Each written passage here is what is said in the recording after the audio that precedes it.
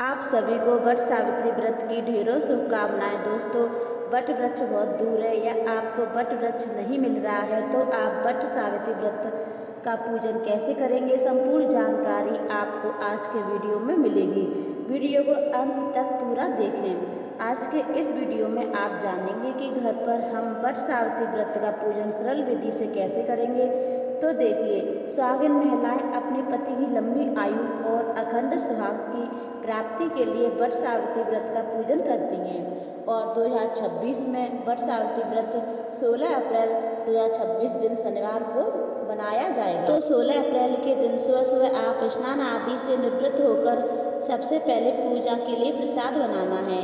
वट सावित्री पूजा में गेहूं से बने आटे की मिठाई का भोग समर्पित किया जाता है। तो आप मीठी पूड़ी, मीठे पुए इत्यादि बना सकते हैं। आप चाहे तो इस दिन हलवे का भोग भी लगा सकते हैं। जिस जगह पे हमें पूजन करना है उस जगह को अच्छे से साफ करना है।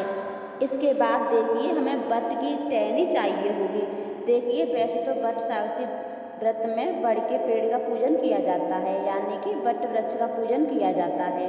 अगर आप वट वृक्ष के पास जाकर पूजन नहीं कर पा रहे हैं तो कोई बात नहीं, आप अपने घर पर भी वट वृक्ष की टहनी यानी कि बड़ के पेड़ की एक टहनी तोड़कर आप अपने घर पे मंगवा लीजिए। ध्यान रखना है कि अगर आप टहनी का पूजन कर रहे हैं तो टहनी अमावस्या के दिन यानी कि वट सावित्री पूजा के एक दिन पहले ही अपने घर पे मंगवा कर रख लेना है, क्योंकि अमावस्या के दिन वट को तोड़ना शुभ नहीं माना जाता है। पत्ते आप तोड़ सकते हैं, टहनी नहीं तोड़ी जाती है। ध्यान रहे, टहनी पे फल या कोपल जरूर होनी चाहिए। तो देखिए, इस टहनी को हम अपने गमले में लगा लेंगे। आप चाहे जल के लोटे में इस टहनी को लगा सकते हैं। तो सबसे पहले वट के जो पत्ते होते हैं उनके गहने बनाकर पहनने होते हैं। अगर आपको गहने बनाने आते हैं तो गहने बना लें, नहीं तो आप एक पत्ता जूड़ा या चोटी में लगा सकते हैं। शास्त्र कहते हैं कि सावित्री माता ने जब वट मावस का पहली बार पूजन किया तो उन्होंने वट के पत्तों से बने गहने ही पहने थे। अब हम सबसे पहले वट वृक्ष में जल सींच देंगे। इसके बाद में हमें गौरी और गणेश जी की स्थापना करनी है। आप चाहे मिट्टी से गौरी गणेश बना सकते हैं या आप चाहे सुपारी पे कलावा लपेट कर गौरी गणेश जी की स्थापना कर सकते हैं, क्योंकि इनके बिना यह पूजा संपन्न नहीं मानी जाती है। और देखिए, सत्यवान और सावित्री माता की मूर्ति बनाने की जरूरत नहीं है। उनका वट के पेड़ पर किसी पत्ते के ऊपर हल्दी से चित्र बना लें, या फिर हम वट के पेड़ का पूजन करेंगे, सत्यवान सावित्री माता का ध्यान करें। इसके बाद हम वट का पत्ता लेंगे, इस पर गौरा माता गणेश जी को विराजमान कर देंगे। इसके बाद फिर हम देसी घी का दीपक प्रज्वलित कर देंगे। इसके बाद फिर हम जल के छींटे लगाकर भाव रूप से सभी को स्नान करा देंगे। फिर हम सभी को तिलक लगा देंगे। तो यहाँ पर हम सबसे पहले रोली से तिलक कर देंगे। इसके बाद हम हल्दी से प्रथम पूजनीय गणेश जी को, माता पार्वती को, वट वृक्ष को और दीपक को, सभी को यहाँ पर हम तिलक कर देंगे। तिलक करने के बाद में करारूप वस्त्र स्वरूप समर्पित कर देंगे। जनेऊ है तो जनेऊ गणेश जी को, वट वृक्ष को जनेऊ समर्पित कर देंगे। अगर आपके पास में जनेऊ नहीं है तो कोई बात नहीं है, आप सिर्फ कलावा भी समर्पित कर सकते हैं। इसके बाद हम अक्षत समर्पित कर देंगे। इसके बाद हम फूल समर्पित करेंगे। तो यहाँ पर जो भी फूल आपको मिल जाए आप वो फूल समर्पित कर दें। और पार्वती माता के लिए साड़ी समर्पित करनी है। आप साड़ी, सूट, ब्लाउज का कोई भी पीस, रुमाल, दुपट्टा इत्यादि कुछ भी समर्पित कर सकते हैं।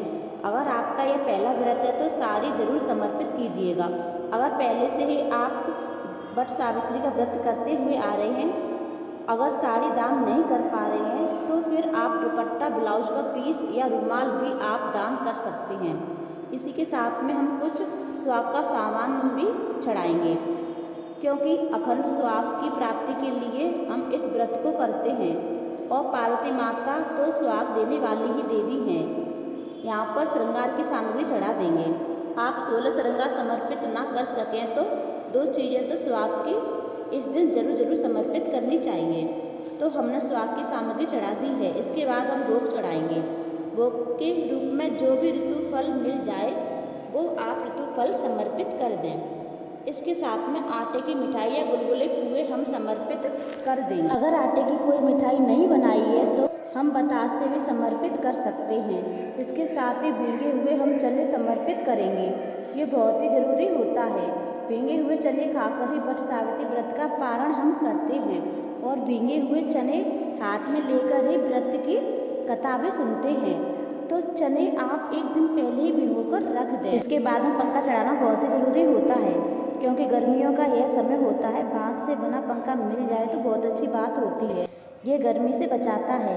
तो यहाँ पर हम पंखा चढ़ा देंगे। बांस में पंखा ना मिले तो जो भी पंखा मिल जाए आप वो समर्पित कर दें। इसके साथ ही 1 लोटा जल हमें लेना है। ये सारी सामग्री चढ़ाने के बाद फिर हमें वट सावित्री अमावस्या की कथा सुनेंगे। कथा सुनने के लिए अपने सीधे हाथ में चने ले लेंगे। फिर हम वट सावित्री व्रत की कथा सुनेंगे। कथा सुनने के बाद में जो चने के दाने हमने लिए थे, इसे हम वट वृक्ष और गौरी गणेश को समर्पित कर देंगे। तो इस तरह से कथा सुनने के बाद में फिर हम बड़ी ही प्रेम पूर्वक आरती करेंगे। तो देखिए यहाँ पर हमने दीप जलाया है, उसे हम नहीं उठाएंगे। आप अलग से दीपक जलाकर या फिर कपूर जलाकर भी बड़े प्रेम पूर्वक आरती करेंगे।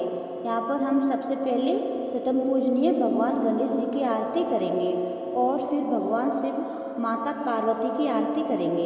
आरती करने के बाद आप अपने दोनों हाथों जोड़कर पूजा में रही कमियों के लिए क्षमा याचना करेंगे और अपनी पति की लंबी आयु के लिए और अपने अखंड सौभाग्य के लिए माता पार्वती से प्रार्थना करेंगे। इसके बाद दक्षिणा समर्पित करेंगे। दक्षिणा पूजा में रही कमियों को पूरा करती है।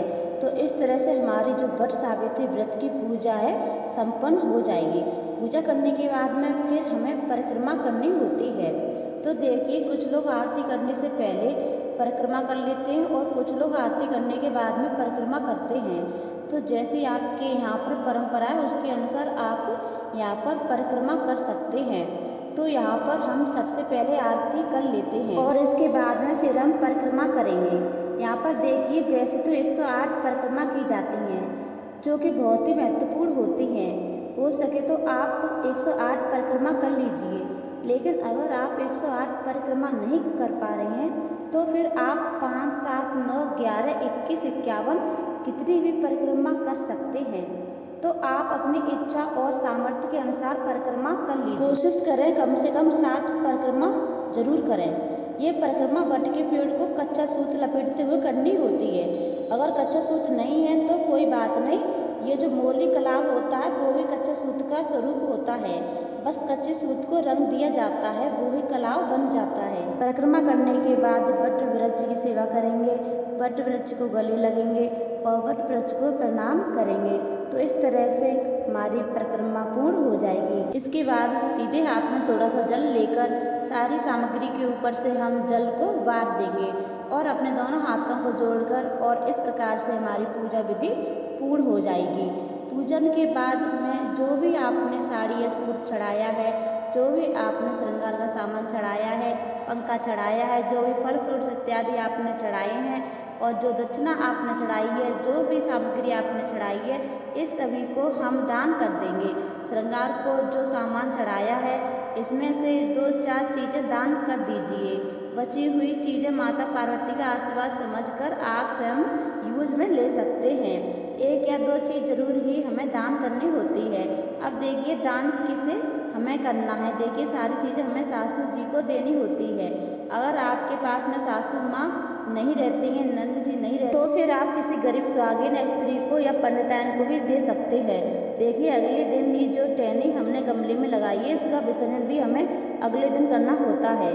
तो अगर आपके घर के आसपास में कोई नदी तालाब है तो वहाँ जाकर आप विसर्जित कर दीजिएगा, नहीं तो आप इसे गमले में ही इसे लगा रहने दें, अपने आप ही थोड़े दिन में खाद बन जाएगी। और देखिए, वट सावित्री का जो व्रत है ये 2 तरह से किया जाता है। क्षेत्र के अनुसार थोड़ा थोड़ा बदलाव हो ही जाता है। किसी किसी के यहाँ पे पूजा तक का व्रत किया जाता है, यानी कि बिना अन्न जल ग्रहण किए सबसे पहले सुबह सुबह पूजा की जाती है और पूजा के बाद में व्रत का पारण किया जाता है। और किसी किसी के यहाँ पे पूरे दिन का ही व्रत किया जाता है। चाहे आपने पूजा तक का व्रत किया हो या पूरे दिन तक का व्रत किया हो, पूजा विधि एक जैसी सेम रहती है। और देखिए वट सावित्री का व्रत सुबह किया जाता है और किसी किसी के यहाँ पर पार्वती माता से सुहाग भी लिया जाता है। तो 5 या 7 बार पार्वती माता की मांग में सिंदूर भरकर अपनी चुंदरी से पार्वती माता की मांग से सुहाग लेकर अपनी मांग में भरकर पार्वती माता से सुहाग भी ले सकते हैं। ये भी वट सावित्री व्रत की सरल पूजा विधि थी। तो मुझे उम्मीद है ये वीडियो आपको पसंद आई होगी। अगर आपको मेरा वीडियो पसंद आया हो तो वीडियो को प्लीज़ लाइक कमेंट शेयर ज़रूर कीजिएगा। मैं नीलम आज्ञा चाहती हूँ। माता पार्वती आप सभी को अखंड सुहाग प्रदान करें। आप सभी को वट सावित्री व्रत की ढेरों शुभकामनाएं।